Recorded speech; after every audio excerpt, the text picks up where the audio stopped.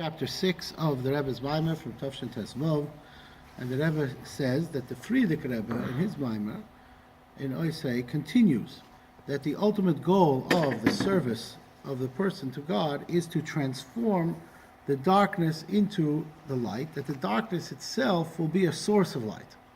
And that is that from the shtus of the le'umazeh, from the folly of the evil side, it will become a shtus of kedusha, will become folly of holiness, meaning that the nullification of the folly of the evil side through the folly of the holy side is not only that it's subjugated and it's not seen and not felt, but that it will be transformed into a source of light.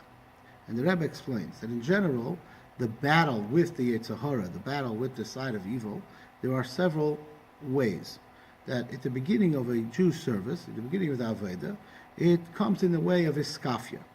What does iskafia mean?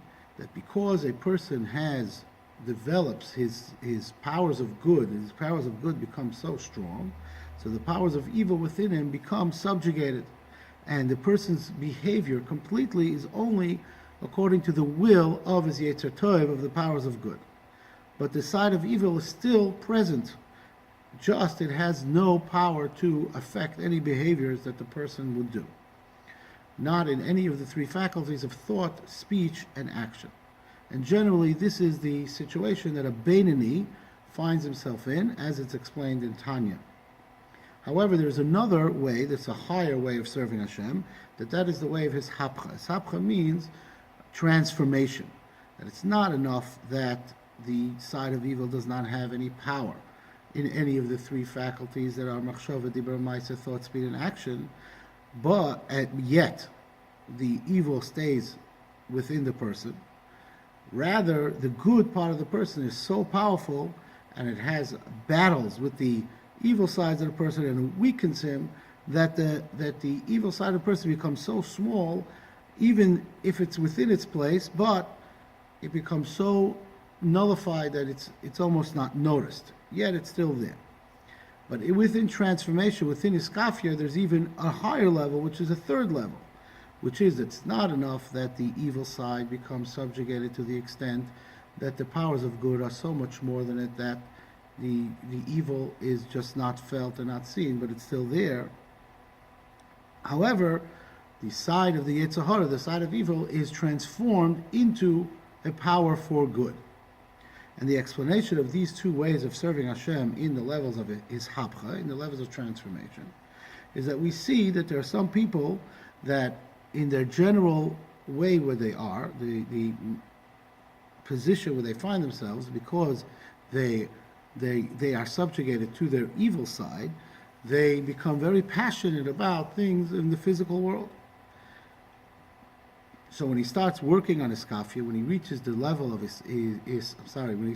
level of iskafia, which is subjugation, he still has desires and passion for things of this world and things that are the opposite of good. Yet, those passions and those desires have no power to affect his behavior, or in all three faculties of thought, speech, and action. Why? Because the moment he has a thought about a desire that's not according to the Torah, he pushes it away out of his thinking, as it is explained in Tanya.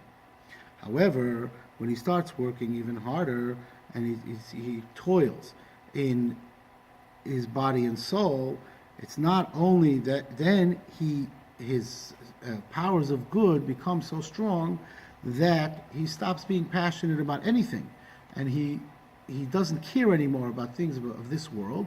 However, he becomes a very cold person, and he's not passionate about anything.